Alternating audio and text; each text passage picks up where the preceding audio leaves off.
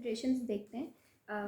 Clinical considerations यहाँ पर 3 types की बताई हुई हैं which are basically clinical consideration, मगर उन्हें इतना इम्पॉर्टेंस नहीं दी जाती क्योंकि दे लुक नॉर्मल। अब इसकी यहाँ पर 3 टाइप्स दी गई हैं। एक टाइप है नॉर्मल वेरिएशन और एक है कॉमन बिनाइन डिसऑर्डर्स।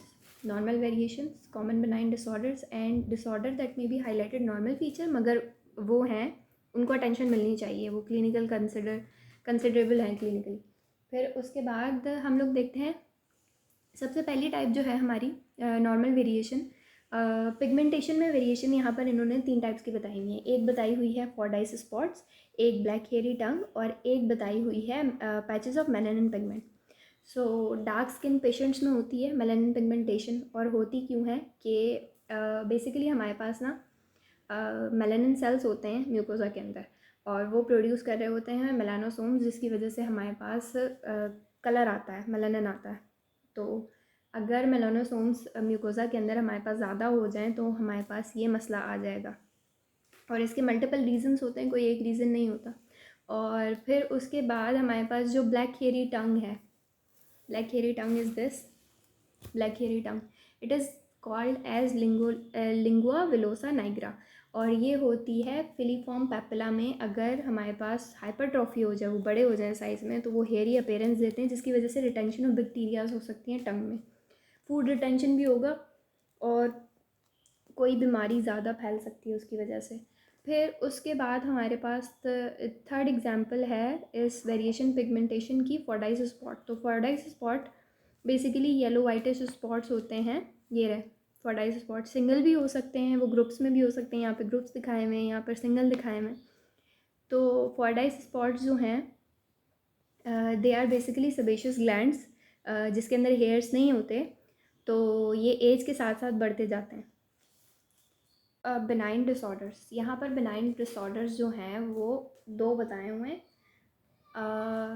एक है बिनाइन डिसऑर्डर्स में ही हमारे पास स्मोकर्स कैराटोसिस भी है, वो अलग है, वो बिनाइन डिसऑर्डर नहीं है। वो एक नॉर्मल फीचर जो है ना, वो एक्सप्लेन करने वाला है कि ये बिल्कुल नॉर्मल लग रहा होगा मगर स्मोकर कैराटोसिस हो रहा होगा उसे। तो हमारे पास जो बिनाइन डिसऑर्डर्स हैं दे आर बेसिकली 2, एक लीनिया अल्बा और एक टोरी। सो लीनिया अल्बा जो है वो बेसिकली होता है किसी ट्रॉमा से। फॉर एग्जांपल आप चबा रहे हैं और आपकी जो म्यूकोसा है बक्कल साइड पे, वो आपके दांतों के दरमियान आ जाए, तो एक लीनियर रिज बन जाएगी, जैसे कि यहाँ पे दिखाया हुआ है, लीनियर रिज बनी हुई है लो ग्रेड ट्रॉमा की वजह से। और अगर ये ज़्यादा एक्टिव ट्रॉमा होगा तो यही रिज काफ़ी प्रोमिनेंट नज़र आएगी। फिर अब उसके बाद वी हैव दिस टोरी। तो टोरी होती है, टोरी 2 तरह की होती है, टोरस प्लैटिनस या टोरस मैंडिबुलरिस। अगर वो अपर जॉ पर है तो वो टोरस प्लैटिनस होता है। अच्छा, टोरी की ख़ास बात ये है दैट ये ओवर ग्रो हो जाती है with age. So this is tori palatinus, और टोरस मैंडिबुलरिस ये है यूनिलेटरल।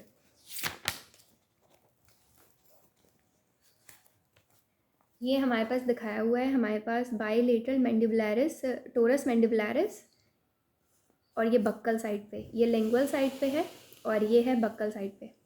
सो जो हमारे पास लास्ट डिसऑर्डर है दैट इज़ स्मोकर्स कैराटोसिस, जो कि वाइटिश अपीयरेंस देता है on the roof of the mouth, और वो बेसिकली स्मोकिंग जो ज़्यादा कर रहे होते हैं उनमें होगा।